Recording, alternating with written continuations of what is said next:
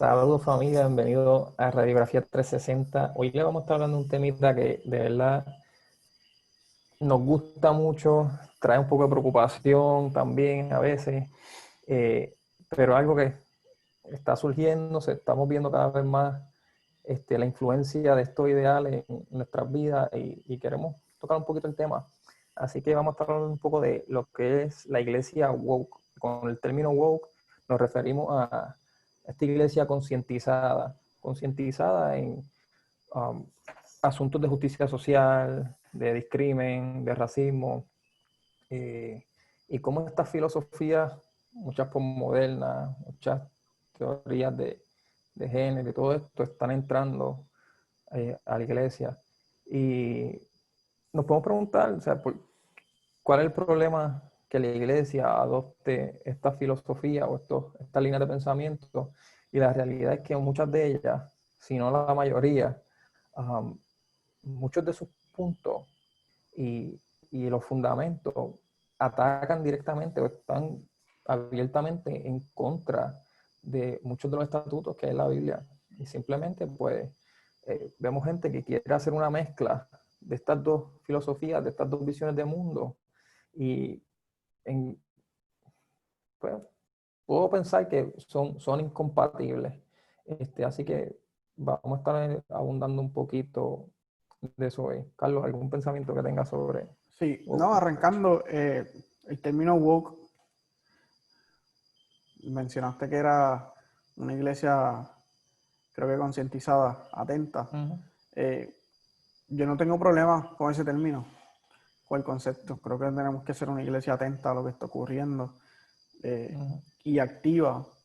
Escuchaba a MacArthur, él decía que la iglesia debe estar activa. El problema es cuando en vez de activa nos convertimos en activistas Ujú. sociales y dejamos entonces de no luchar, sino de cumplir con nuestra función principal como iglesia, eh, a entonces adentrarnos o a unirnos a otras organizaciones que tienen una causa social que nosotros no No, compartimos. y por esa línea, ¿sabes? No, queremos hacer un paréntesis. No es que no creemos que no existe racismo, no es que no creemos que, no es que creemos que no existe el racismo, que no existe la discriminación, que no existe el machismo. Estamos muy conscientes de que muchas de estas cosas existen y se deben atender. Y la Biblia, en la mayoría, ¿sabes? La Biblia atiende todos esos temas. No vamos a entrar de lleno hoy en cómo lo hace, eso tal vez lo podemos dar para otro video, pero no estamos negando estos problemas sociales. El problema es cuando eh, ese el foco de la iglesia, cuando es más importante la experiencia humana terrenal y le damos, y la parte espiritual, la parte de la salvación del ser humano, la salvación del alma, pasa a un segundo plano. Y peor aún, cuando la iglesia adopta alguna filosofía que son antibíblicas, o adopta filosofía o adopta no sé, este pensamiento mainstream que realmente no está fundamentado en evidencia empírica. Este, y ahí o sea, tengo mis dudas, tengo mis preocupaciones con la iglesia, porque ya la función principal, que es salvar a la humanidad, guiar a la gente a Cristo, está pasando a un segundo plano. Eso que mencionas de lo que es mainstream y todo eso, y no dejar de buscar esa evidencia empírica, de buscar los datos, de saber realmente esto es real, esto está pasando, o esto es sistémico, como la gente menciona, o simplemente pues son cosas que pasan en, po en pocas veces. O sea, pero sin tener que llegar allá, porque por ejemplo si hablamos de Black Lives Matter o algo así, pues vamos a estar un rato hablando y podemos estar debatiendo aquí, discutiendo que realmente el discurso de que el racismo en Estados Unidos es culpa del sistema que está oprimiendo a los negros y todo eso, vamos a ver que no es realidad, pero dejando eso a un lado y volviendo al tema de la iglesia, este, dejando, volviendo al tema de la iglesia, como bien dice, el problema no es que entendamos que eso no ocurre. El racismo ocurre, las violaciones ocurren, los robos ocurren, el machismo, todo, realmente todo, estamos conscientes de eso. Lo que pasa es que la iglesia tiene una función y es predicar el evangelio. Predicar el evangelio. Que hay unos componentes que como cristianos tenemos que hacerlo. Alimentar a los pobres, encargarnos de las viudas, orar por los enfermos, preocuparnos por ellos. Todas esas cosas, yo creo que sí, Claro. y en ese sentido tenemos que estar activos. El problema, como bien dices, es cuando la salvación pasa a ser un componente. O las papitas fritas de las dos presas con pollo. Eso no es lo principal. Y eso es el mayor problema, porque realmente estás cambiando la función completa de la iglesia. y, y ciertamente, pues la iglesia, cuando hablamos de lo que es el woke church, lo que bien mencionan, lo que es la justicia social. Entonces, que el problema de la justicia social, y no sé qué tú piensas de esto, para mí el problema de la justicia social es que pasa de ver al ser humano como, como un pecador que necesita salvación a una víctima de un sistema que por alguna razón, X y razón, ha sido, pues lo ha oprimido.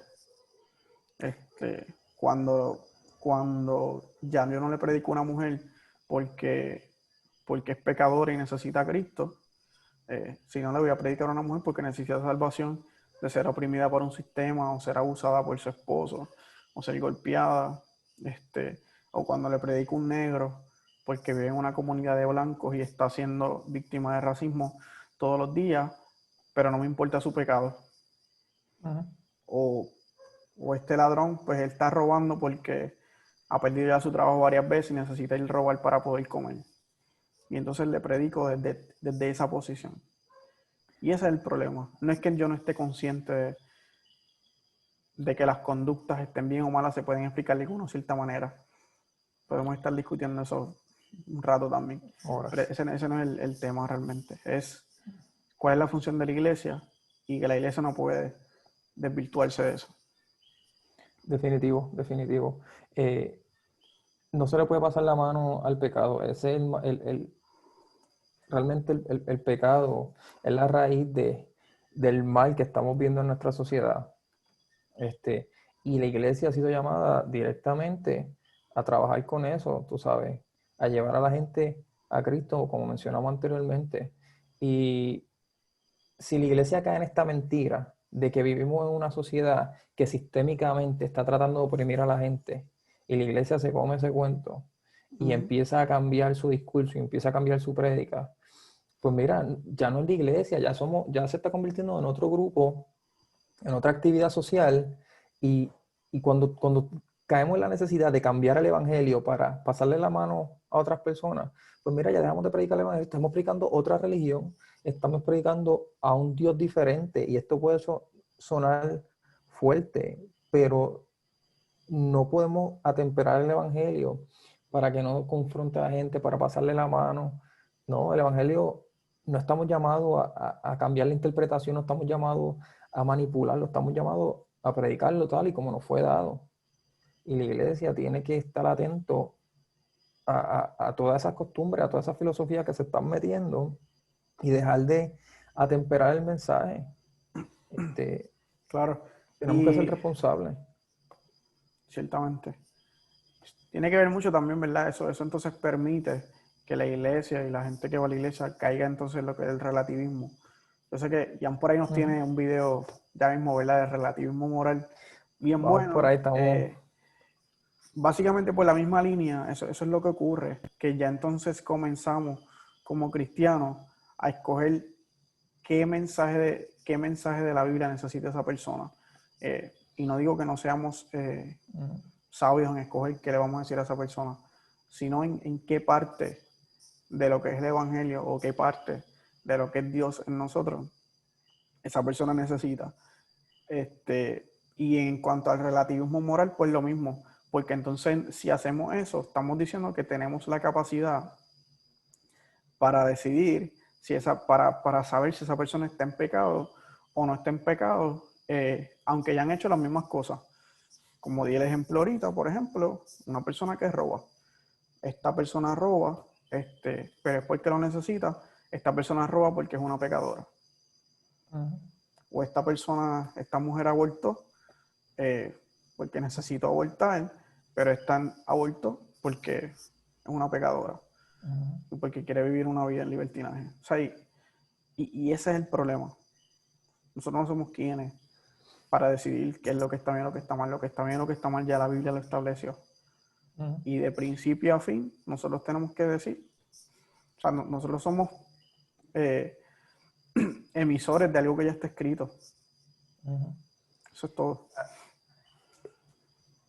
Si nos fue dada la palabra, nos fueron dados los mandamientos y tenemos un problema con ellos, ¿por qué queremos seguir? ¿Sabes? ¿Por qué queremos atribuirnos el título muchas veces de creyentes, de cristianos, cuando realmente no creemos lo que establece la palabra? Y eso es una de las cosas que molesta. Mira, si no crees lo que dice la palabra, no hay problema. Tú crees lo que tú quieras creer, pero no te atribuyas ese título y lo utilices para manipular o llevar un mensaje diferente a otras personas, tú sabes. No tienes que estar de acuerdo con el mensaje. Puedes creer que lo malo es bueno y lo bueno es malo, pero no le atribuyas esa creencia al cristianismo. No la manipules. Y ahí ese es el problema que yo tengo con este nuevo fenómeno, con el woke church.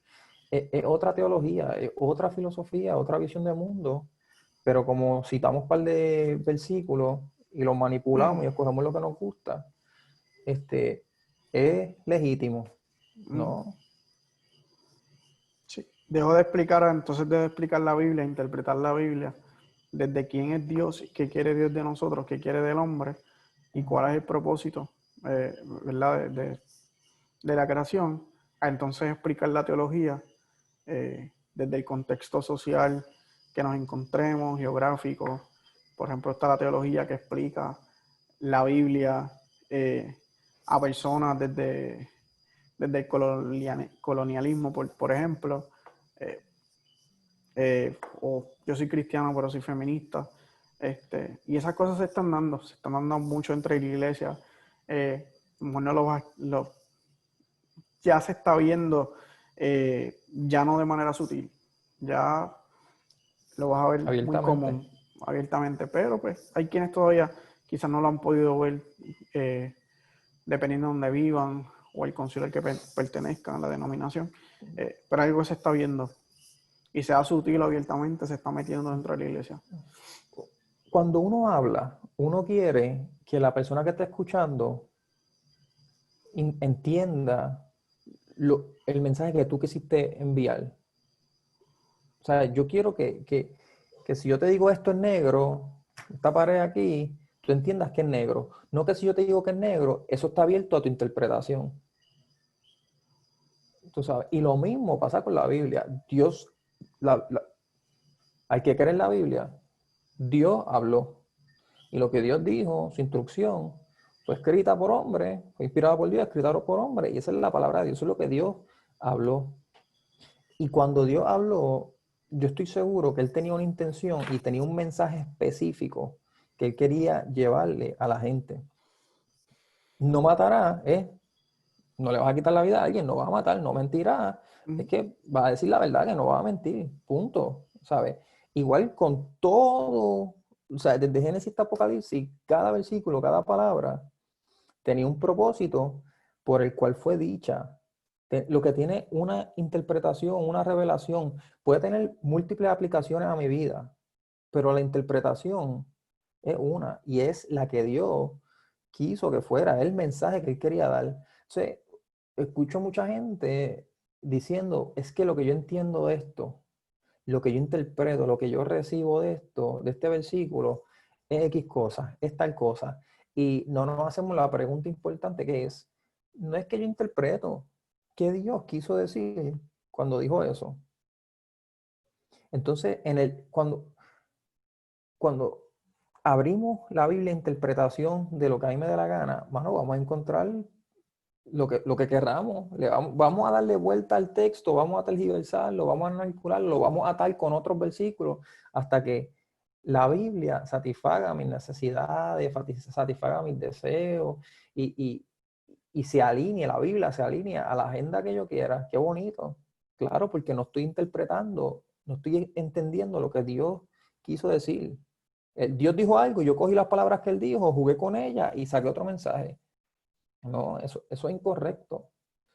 Y vemos que es lo que se está haciendo para muchas cosas. O sea, hablamos de la opresión, se está utilizando para decir que Dios habló desde un punto de vista colonialista.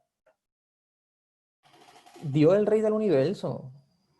Él no necesita hablar desde ningún punto de vista colonialista, patriarcal. Dios habla como él le dé la gana. Y tú me quieres decir a mí que seres humanos tuvieron que crear teoría para interpretar y entender cómo Dios quiso hablar. No me cuadra, tú sabes. Sí, sí, y es más bien cómo podemos estudiar la Biblia poniéndola en nuestro contexto y no en el contexto de Cristo, y punto. Claro, claro. Eh, entonces, ¿cuántas Biblias vamos a hacer? ¿Cuánta Sí, teología vamos a no, estudiar? O sea, ¿cuántas Biblias vamos a hacer? No, perdóname, cuántos, ¿cuántas líneas de pensamiento respecto a la Biblia se van a crear? no, infinitas, porque acuérdate que la podemos entonces amoldar a lo que nos dé la gana.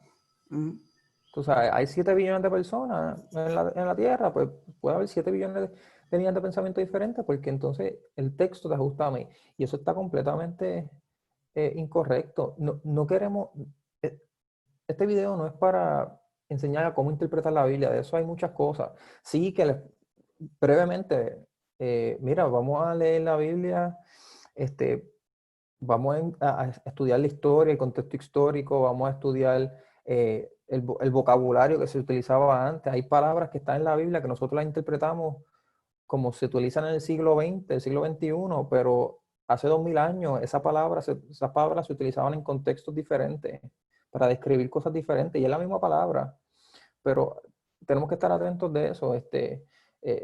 Vuelvo, el contexto histórico, el texto original, ¿sabe? La Biblia fue escrita en arameo, en griego y ha pasado por múltiples traducciones. ¿Sabe? En el caso de nosotros pasa al inglés, luego al español, al latín, ¿sabe? Hay palabras que se pueden ir perdiendo, hay contexto que es bueno uno regresar a medida que sea posible a ese texto original y tratar de entender qué fue lo que el autor quiso decir.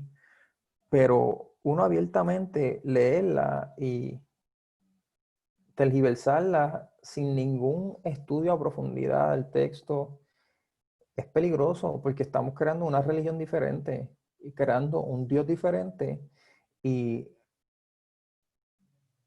no, no, eso no equivale a ser cristiano. Y esto sonará difícil, sonará fuerte, sonará de discurso de odio. Pero no es eso. Es que es una preocupación genuina de una tendencia que estamos viendo hoy día. Y una forma de ilustrarlo brevemente, lo que está pasando, la gente piensa que uno se pone el título y eso es lo que uno es. Y yo lo veo diferente. O sea, el título, yo no me lo pongo y yo soy. Yo actúo de cierta forma y cuando yo actúo de cierta forma, eso me va a mí a ubicar en un grupo. Cuando yo actúo como un cristiano, pues el título de cristiano me cae a mí. Cuando no actúo como un cristiano, pues el título de cristiano no me aplica a mí y soy inconverso, o soy ateo, o soy agnóstico, whatever.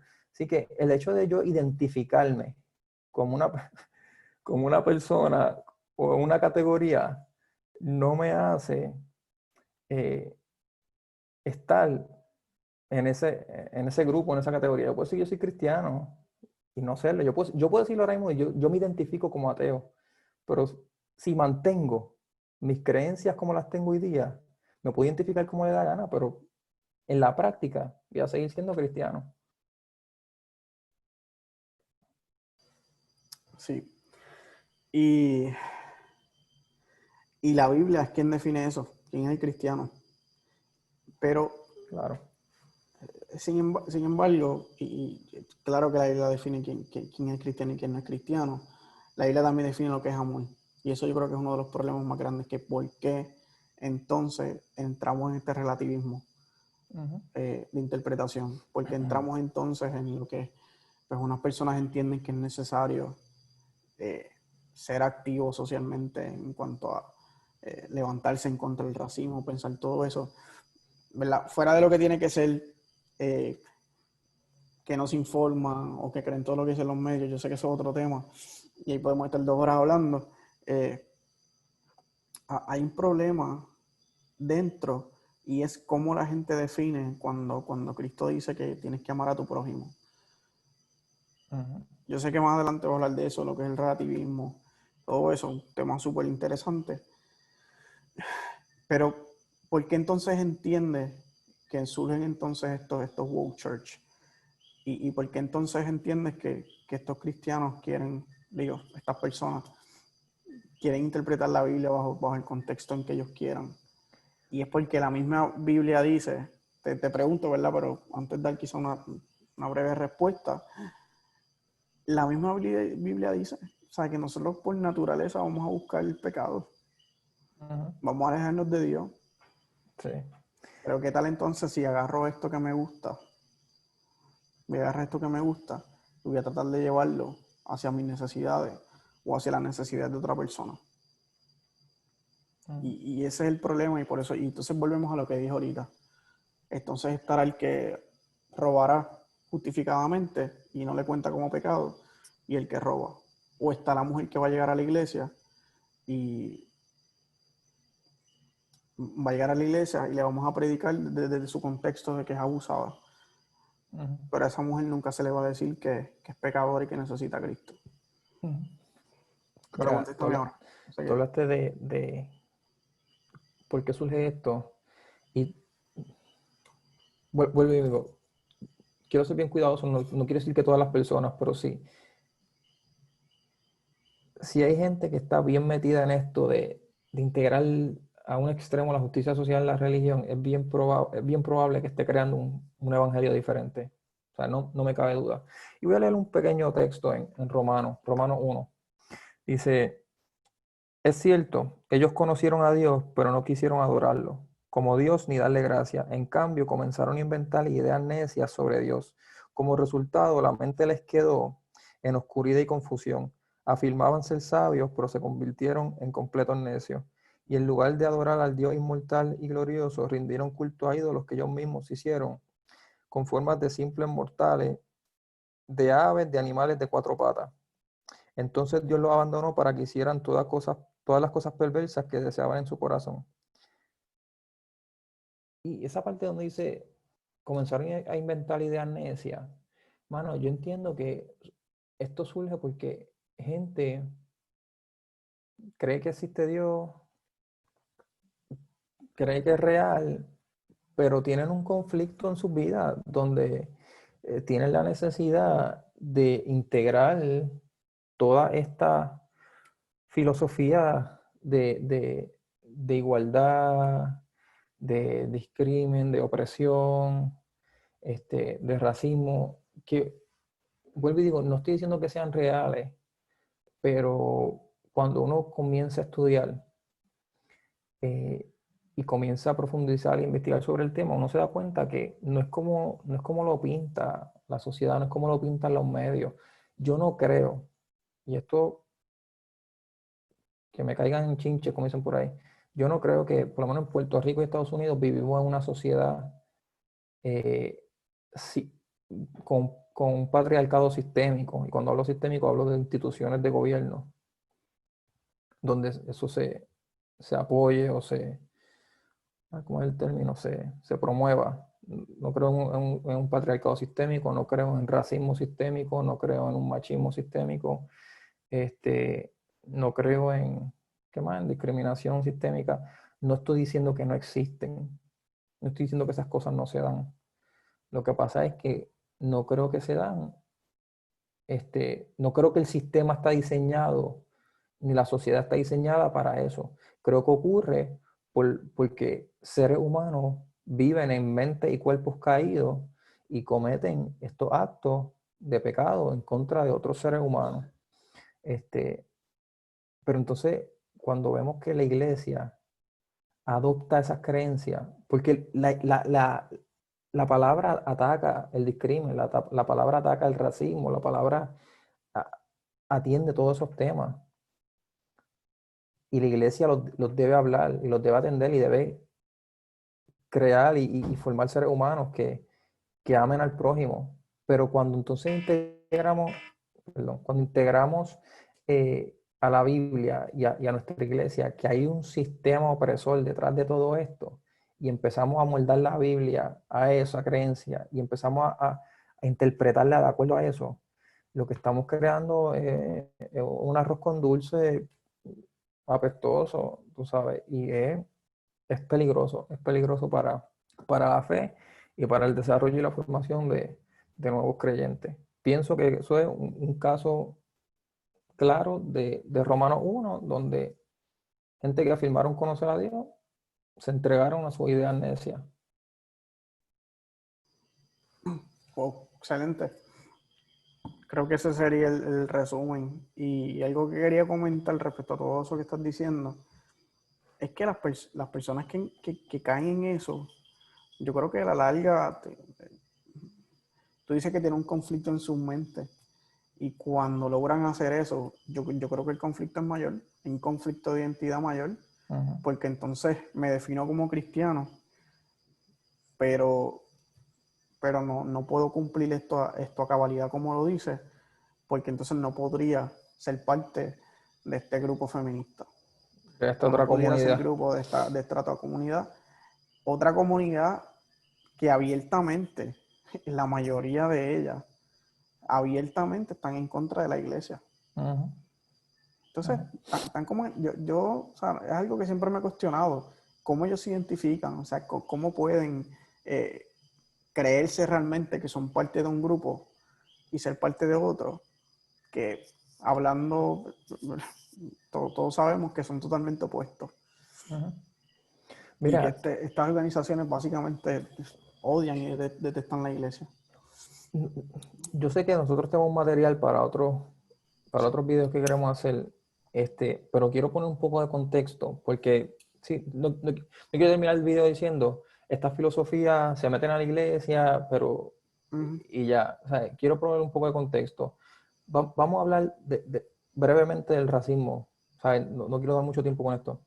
La gente habla de que hay un racismo institucional, que los policías andan por ahí matando personas negras. Buscamos las estadísticas de la policía, es más probable estadísticamente que una persona de color, una persona negra, le dispare a un policía que un policía le dispare a una persona negra. La cantidad de asesinatos de policía a personas negras no es, o sea, lo pintan como si eso ocurriera cientos de veces, miles de veces al año. Es mínima. Los Te lo policías, ponen en por ciento para que digan, no, la proporción es mayor. Claro, estamos claro, hablando del 13%. Que de ese claro. 13% de la población, cuando digo población es de la población general en Estados Unidos, el 13% de las personas son afroamericanos. Y de ese 13%, perdona que te interrumpa, No, no, sigue por abajo, por ahí salen, va. Casi el creo que 50% de los crímenes. casi 50% de los crímenes salen de esa comunidad. Del 13% salen el 50% de los crímenes. Y podemos decir, es un sistema opresor, institucional, ok, vamos al contexto. Cuando analizamos estadísticamente las poblaciones, hay una correlación entre la estabilidad del núcleo familiar y la criminalidad y la pobreza. Cuando vemos la población Uh-huh. asiática americana, son la población que más los padres se quedan casados y son la población más rica per cápita de los Estados Unidos, seguido por los indios americanos, la población que menos se divorcia entre ellos, y son la población, la segunda población más rica per cápita en los Estados Unidos. Uh-huh. Vemos Lo que dijo Obama. Lo dijo Obama habló Obama, de esto. no lo dijo un republicano.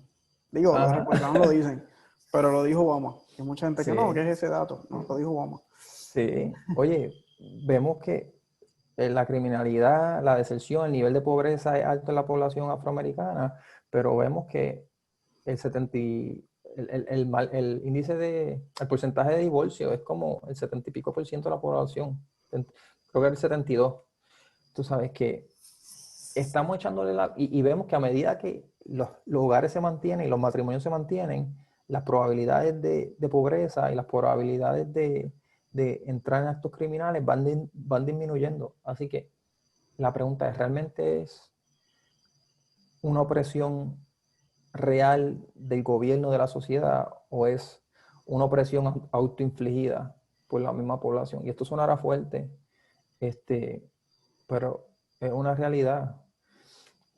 Lo mismo con los diferentes otros movimientos de los que podemos hablar y podemos incluir en esta dinámica, en esta conversación del woke church.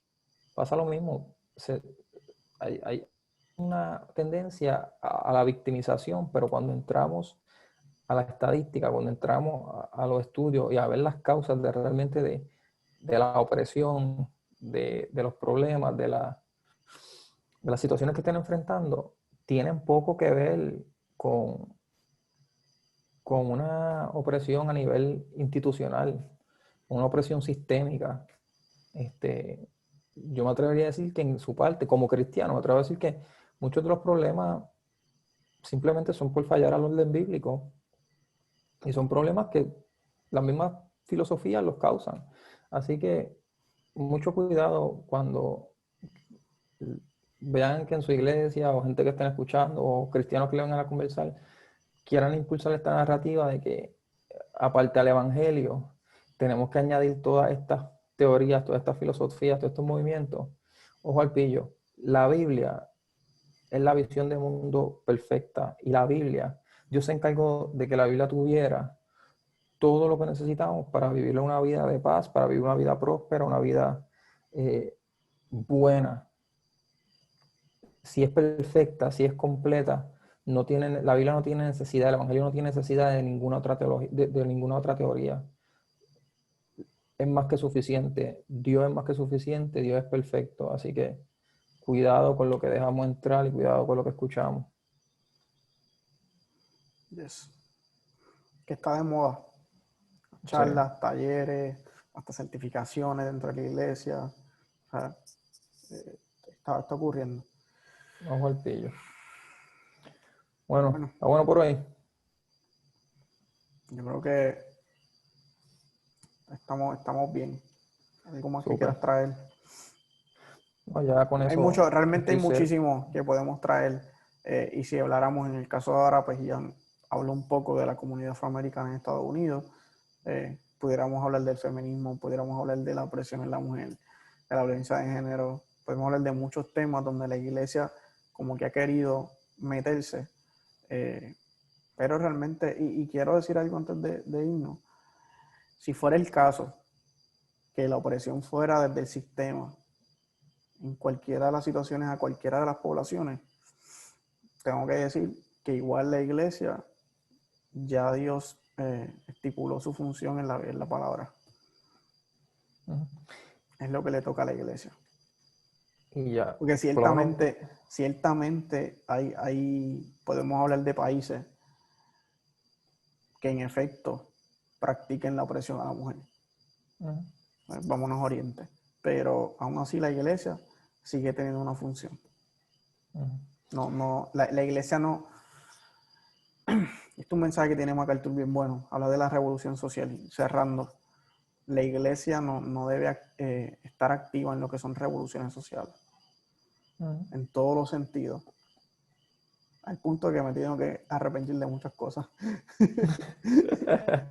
Pues marchar por Ricky. Tú sabes.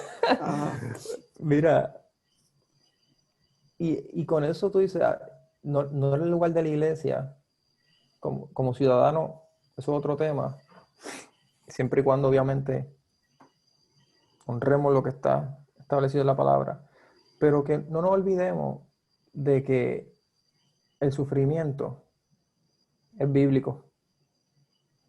Y en el sufrimiento muchas veces hay formación, hay transformación. En el sufrimiento Dios sale al encuentro de muchas personas y no estoy diciendo que es que vamos a permitir el sufrimiento, vamos a provocarlo, pero reconocerlo como parte de la experiencia humana, porque lo es. Y el que no crea en eso, abra el libro de los Salmos, el que no crea en el sufrimiento, mira la vida de Jesús, mira la vida de los apóstoles, es parte de la experiencia humana. Así que, sí, lamentablemente mucha gente atraviesa situaciones difíciles, atraviesa eh, discrimen, opresión, racismo, y no es que la iglesia no va a atacar y no va a atender esos temas, pero sobre todo es cómo llegamos a la persona que está experimentando todo eso a Cristo. Y muchas veces es el sufrimiento quien atrae a las personas al Señor, así que reconocerlo como parte de la vida. Súper. Estamos. Vamos, miren, wow.